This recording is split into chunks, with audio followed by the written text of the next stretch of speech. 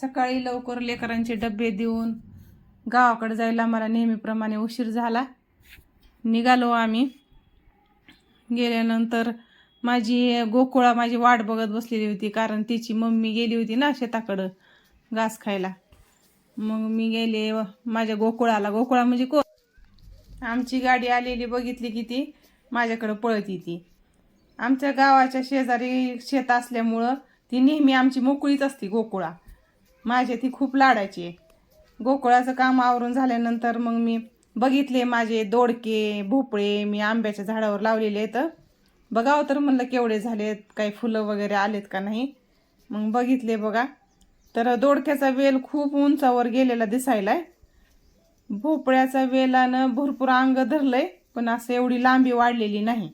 2 आंब्याच्या झाडांवर मी 2 वेलं लावलेत आपल्या घरी खाण्यापुरतं. बघू आता ह्याला किती फुलं लागतात आणि फळं लागतात.